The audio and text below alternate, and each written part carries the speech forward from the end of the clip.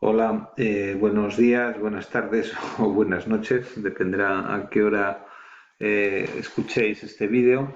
Estoy probando otro sistema porque alguno me decía que los audios que había puesto en lo de las poesías de Emily Dickinson que no le funcionaba muy bien. Yo creo que no era más que dar el botón adecuado, pero bueno, esto yo creo que es más sencillo porque es un vídeo que se va grabando lo que va saliendo aquí en la pantalla. Entonces, bueno, pues en esta clase hubiéramos trabajado sobre el realismo en los Estados Unidos. Entonces, pues voy a explicaros muy por encima la presentación que tenéis, porque la presentación se entiende bastante eh, sin demasiadas explicaciones.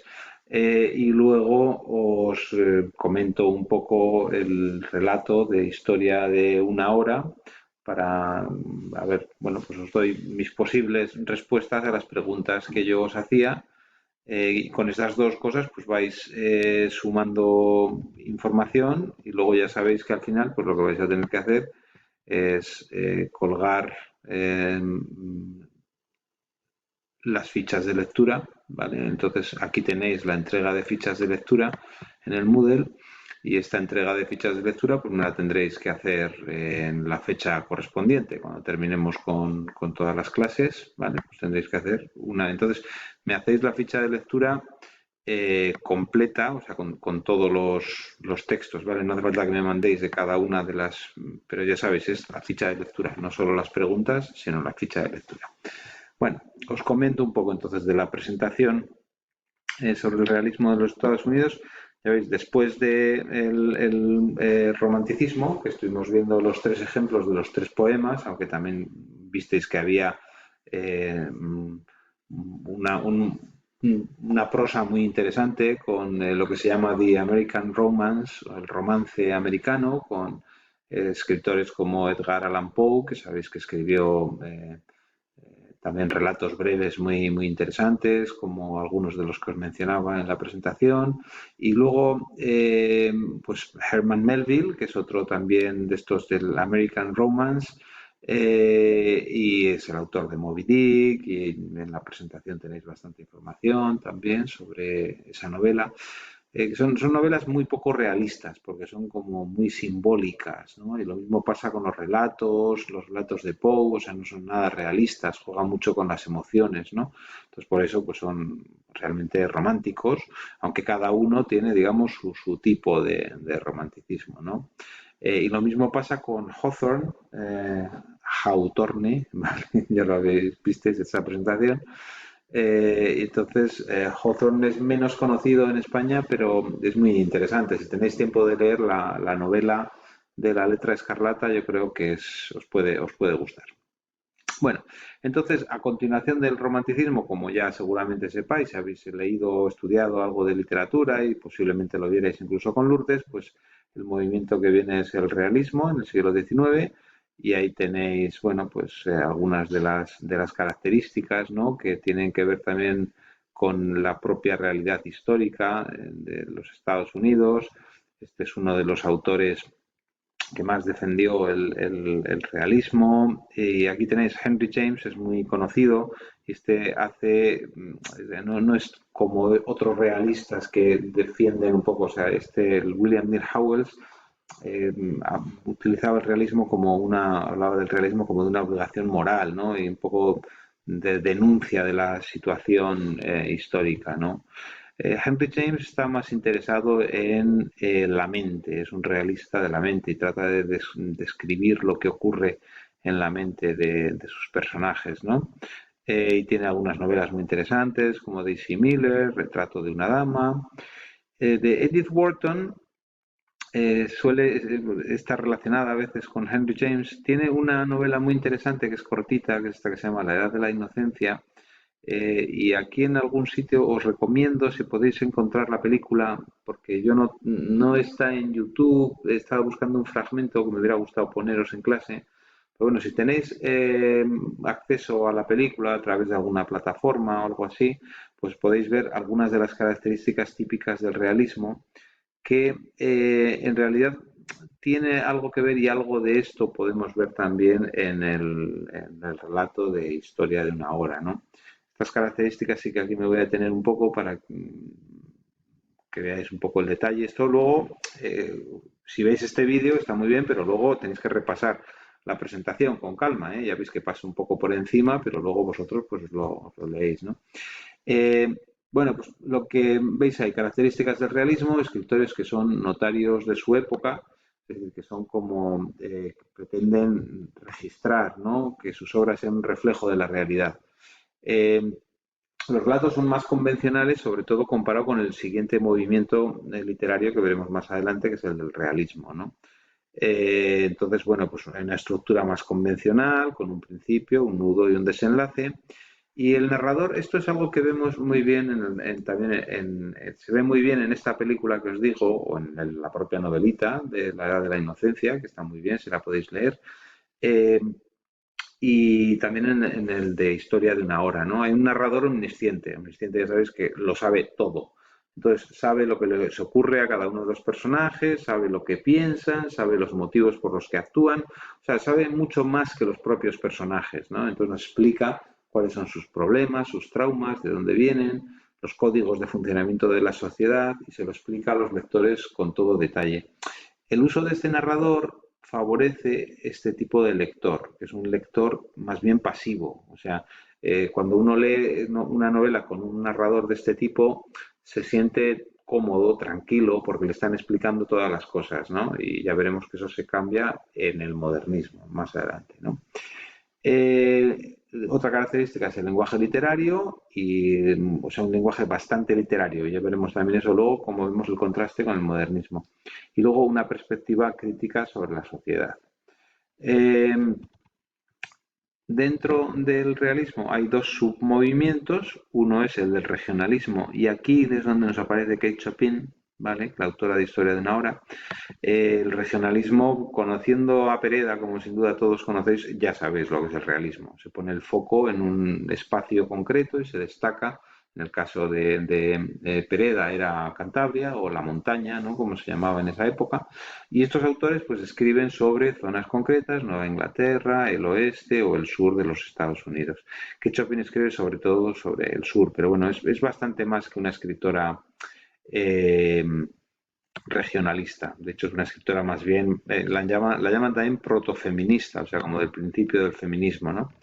El autor más importante dentro de este movimiento, y a mí me encanta, me gusta mucho, es Mark Twain.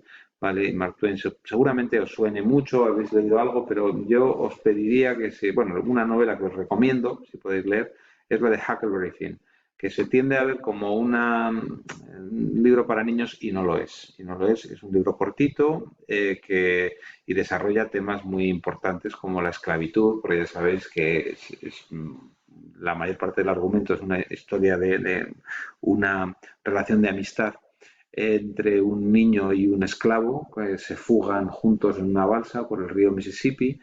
Y ahí tenéis una serie de características de la novela por las que explico por qué es una novela tan estupenda. Según Hemingway, decía el mejor libro de la literatura estadounidense, ¿no? Y el último, o sea, hay otro submovimiento que también hay que destacar, que es el naturalismo. El naturalismo es como un extremo del realismo, ¿no? Seguramente os suene a todos, que empezó en Francia con Émile Zola, ¿no? Pero en Estados Unidos pues tuvo mucho éxito y hay escritores como Stephen Crane con esta novela que se llama Maggie. A mí no me gusta especialmente el naturalismo porque me parece un poco demasiado determinista. Pero bueno, tiene novelas interesantes. Maggie está muy bien, La Roja Insignia del Valor también está muy bien. Y hay autores posteriores, bueno, por supuesto Jack London, que seguramente lo conocéis, que no es estrictamente naturalista, pero bueno, sí que es un autor interesante que utiliza, es un poco darwinista en el sentido que utiliza las historias de los animales, ¿no? Y un poco la supervivencia del más fuerte, ¿no? Y luego este otro escritor, Theodore Dreiser, que escribe Sister Carrie o Una tragedia americana, que lo destaca un poco porque esto ya es, el naturalismo normalmente es del siglo XIX, pero en Estados Unidos dura más, dura incluso hasta el siglo XX, ¿no? Bueno, y así un poco rápidamente, porque estos vídeos solamente duran 15 minutos, os comento un poco las respuestas al relato de la historia de una hora de Kate Chopin. ¿Cómo os imagináis a Mrs. Mallard? Bueno, me hubiera gustado escucharos. Normalmente hay bastantes, sobre todo las mujeres lectoras de cierta edad, que lo entienden muy bien, que entienden muy bien, pues eso, esa mujer que vivía en una sociedad en la que realmente no tenía mucha libertad y cómo, pues en ese tipo de matrimonio, y pese que el marido no lo describe como una mala persona, o sea, ella en realidad dice, ella lo había mirado con amor, dice en algún momento, ¿no? Pero claro, le puede más la libertad que encuentra de repente, ¿no? Dice, cuando que le llega, dice, sentía que algo llegaba a ella y lo esperaba con temor, ¿no? Y se siente un poco culpable, dice, pero claro, dice, de repente, dice, ella tendría las riendas de su propia vida, dice, y sería libre, libre en cuerpo y alma. Tenéis que entender que no es, o sea, la situación de una viuda acomodada en una familia de ese tipo era una situación extraordinaria, porque la mujer normalmente sí tenía que casarse, pero cuando estaba casada estaba en una situación en la que estaba sometida o dominada, no tenía realmente mucha libertad, pero cuando era una viuda con posibles, ¿no? Pues entonces de repente era una situación especialmente atractiva, ¿no? Y ella se da cuenta de una manera que se siente, pues eso, culpable, ¿no? Pero bueno, el relato está particularmente bien escrito. Os dais cuenta cómo la narradora, en este caso, bueno, no sé si es narrador o narradora, pero es que hay un narrador omnisciente que maneja muy bien el ritmo de la historia. Y entonces introduce algunos pequeños detalles, por eso os digo que si te ha sorprendido el final del relato, en realidad la primera frase que nos cuentan es que padecía del corazón, o sea que eso hay que tenerlo en mente. Y luego, pues que también había, cuando mira a su amigo eh, Richards, dices, tampoco se había tomado el tiempo necesario para asegurarse mediante un segundo telegrama de que era verdad, que lo había hecho como muy rápido, ¿no? Entonces, bueno, pues eso invita a pensar que a lo mejor pues puede haber una cosa diferente. Claro, y luego lo más, o sea, esos son algunos de los detalles que se pueden ver aquí, ¿no?